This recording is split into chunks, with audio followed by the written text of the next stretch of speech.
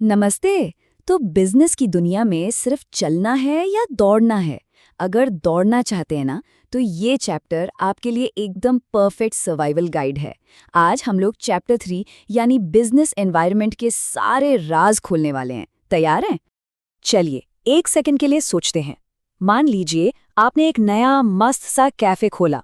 अब देखिए, कॉफी कितनी अच्छी बनानी है, स्टाफ कैसा रखना है, मेन्यू में क्या होगा, ये सब आपके कंट्रोल में है, राइट? लेकिन जरा सोचिए, अगर अचानक से कॉफी के दाम आसमान छूने लगे, या फिर आपके कैफे के ठीक सामने एक बहुत बड़ा कॉफी चेन खोल जाए। इन चीजों पर तो आपका कोई कंट्रोल नहीं है ना? तो यही सबसे बड़ा सवाल है, आखिर एक बिजनेस चलता क्यों है या फिर डूब क्यों जाता है? और पता है, इसी सवाल का जवाब है बिजनेस एनवायरनमेंट।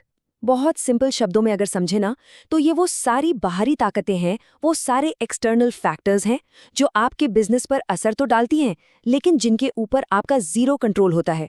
बिल्कुल जीरो। समझिए कि ये आपके कैफे के बाहर की पूरी दुनिया है, जिसके रूल्स आपको फॉलो करने ही पड़ेंगे। तो इस सर्वाइवल गाइड में हमारा रोड मैप क्या होने वाला है? देखिए, सबसे पहले हम समझेंगे कि ये बिजनेस एनवायरनमेंट आखिर है क्या चीज़। फिर इसके फीचर्स और इसको समझना इतना इम्पोर्टेंट क्यों है, इस पर बात करेंगे। उसके बाद हम बिजनेस के 5 अलग अलग डायमेंशंस को एक्सप्लोर करेंगे, देखेंगे कि इंडिया का एनवायरनमेंट कैसे बदल रहा है, और हाँ, एंड में एकदम फाइनल एग्जाम रेडी रिविजन भी करेंगे। तो चलिए शुरू करते हैं। ओके, तो अब थोड़ा डीप डाइव करते हैं। हमारा पहला सेक्शन है एनवायरनमेंट के फीचर्स, यानी कि इस बिजनेस की दुनिया के नियम क्या हैं और इससे समझने के फायदे, मतलब इस गेम में जिंदा रहने के, जीतने के बेनिफिट्स क्या हैं। देखिए, सिंपल सी बात है, कोई भी गेम जीतने के लिए उसके रूल्स जानना सबसे जरूरी होता है ना? बस ये फीचर्स उसी बिजनेस एनवायरनमेंट के रूल्स हैं, और इन्हें समझ लीजिए कि एक बिजनेस के लिए इस अनजान दुनिया का मैप हाथ में होने जैसा है। कहाँ जाना है, कैसे जाना है, सब पता चल जाता है। तो आखिर ये नियम है क्या? चलिए फटाफट देखते हैं। पहला है टोटलिटी ऑफ एक्सटर्नल फोर्सेस, मतलब सारी बाहरी ताकतें एक साथ मिलकर इस एनवायरनमेंट को बनाती हैं। दूसरा, ये डायनामिक है। डायनामिक मतलब हमेशा बदलता रहता है, बिल्कुल फैशन ट्रेंड्स की तरह, आज कुछ कल कुछ और। तीसरी चीज, ये अनसर्टन है, फ्यूचर में क्या होगा किसी को नहीं पता। चौथा, ये कॉम्प्लेक्स है, यानी इतना उलझा हुआ है कि इसे पूरी तरह समझना बहुत मुश्किल है। पांचवा, सब कुछ इंटर रिलेटेड है, मतलब सब एक दूसरे से जुड़ा हुआ है, एक चीज बदलेगी तो दूसरी पर असर पड़ना पक्का है।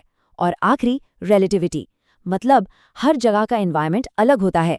इंडिया का बिजनेस एनवायरनमेंट अमेरिका से बिल्कुल अलग होगा। सिंपल है ना? अच्छा, तो इन नियमों को समझने का फायदा क्या है? क्यों करें इतनी मेहनत? देखिए, सबसे पहला और सबसे बड़ा फायदा आपको मिलता है फर्स्ट मूवर एडवांटेज, मतलब मौके को सबसे पहले पहचानो और मार्केट के बाजीगर बन जाओ। दूसरा, ये एक वॉर्निंग सिग्नल की तरह काम करता है, आपको आने वाले खतरों से पहले ही अलर्ट कर देता है।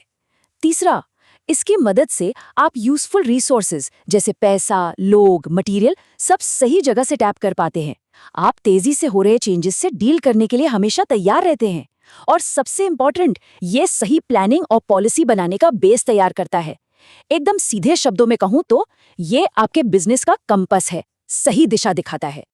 चलिए अब आगे बढ़ते हैं। अब हम बिजनेस एनवायरनमेंट के 5 अलग अलग इलाकों, यानी कि इसके 5 डायमेंशंस को एक्सप्लोर करेंगे। और याद रखिएगा, हर इलाके के अपने अलग रूल्स हैं। तो ये हैं बिजनेस एनवायरनमेंट के 5 मेन डायमेंशंस। पहला, इकोनॉमिक, यानी सब कुछ जो पैसों से जुड़ा है। दूसरा, सोशल, यानी समाज और उसके ट्रेंड्स। तीसरा, टेक्नोलॉजिकल, मतलब नई नई टेक्नोलॉजी का असर।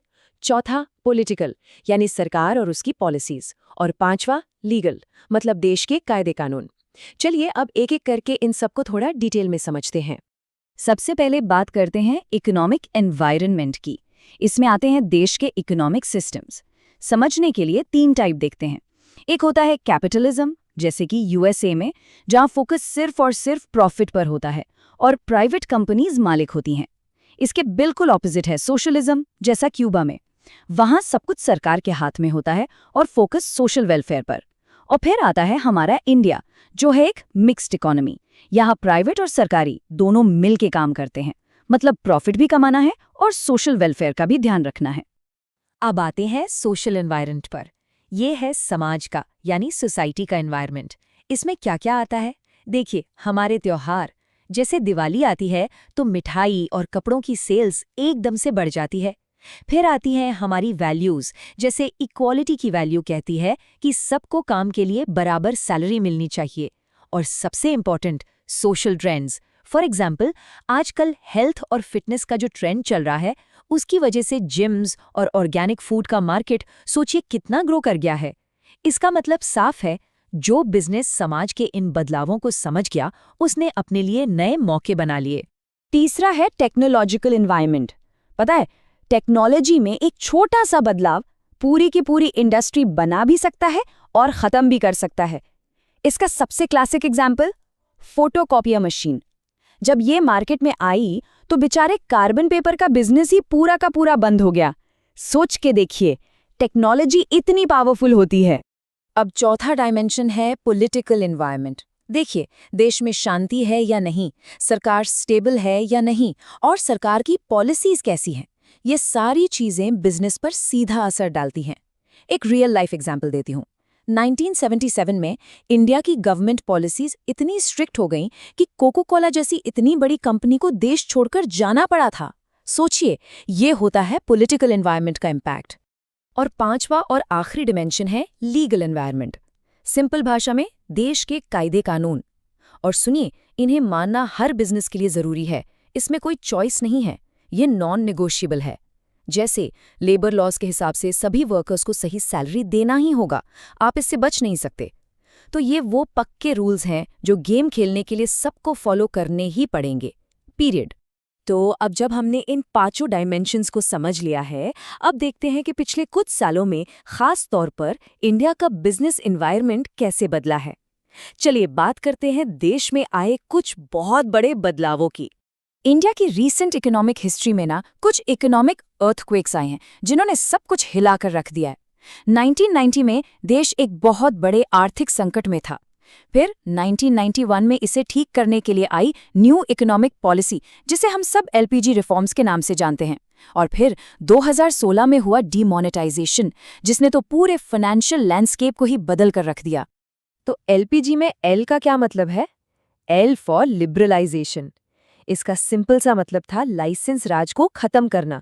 पता है, पहले हर छोटी बड़ी चीज के लिए लाइसेंस लेना पड़ता था, जिससे बिजनेस करना बहुत ही ज्यादा मुश्किल था।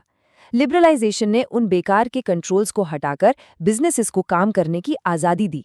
और इसका फायदा बिजनेस करना आसान तो हुआ है, साथ ही हम कस्टमर्स को भी बेटर क्वालिटी और ज्यादा चॉइस मिलने लगी। फिर आता है पी, यानी प्राइवेटाइजेशन। इसका सीधा सा मतलब है सरकारी कंपनीज का कंट्रोल प्राइवेट कंपनीज के हाथों में देना। इससे हुआ ये कि इकोनॉमी में प्राइवेट सेक्टर का रोल बढ़ गया, कंपटीशन बढ़ा, और आखिर में इसका फायदा हम जैसे आम आदमी को ही हुआ। और आखिर में जी फॉर ग्लोबलाइजेशन। इसने सच पूछो तो इंडिया की इकोनॉमी के दरवाजे पूरी दुनिया के लिए खोल दिए। इसके बाद सामान, पैसा, टेक्नोलॉजी, लोग, सब कुछ आसानी से देशों के बीच आने जाने लगा। बड़ी बड़ी फॉरेन कंपनीज इंडिया आईं और हमारी अपनी कंपनीज ने भी दुनिया भर में नाम कमाया। सही मायनों में ग्लोबलाइजेशन ने इंडिया को एक कनेक्टेड वर्ल्ड का इंपॉर्टेंट हिस्सा बना दिया। और अब बात करते हैं 2016 के उस बड़े इवेंट की, डीमोनेटाइजेशन। याद है ना, 8 नवंबर 2016 की रात, जब 500 और 1000 रुपए के पुराने नोट्स को इनवैलिड डिक्लेयर कर दिया गया। इसके पीछे मेन मकसद था करप्शन से लड़ना, काले धन को सिस्टम से बाहर निकालना, और हाँ, डिजिटल पेमेंट्स को प्रमोट करना। तो लगभग पूरा चैप्टर हमने कवर कर लिया है। अब वक्त है आपके बिजनेस सर्वाइवल किट को पैक करने का, यानी एक फाइनल क्विक रिवीजन जो आपको ना सिर्फ एग्जाम्स में बल्कि रियल लाइफ में भी बहुत काम आएगा। तो सवाल ये है कि किसी भी बिजनेस के एनवायरनमेंट को एनालाइज कैसे किया जाए।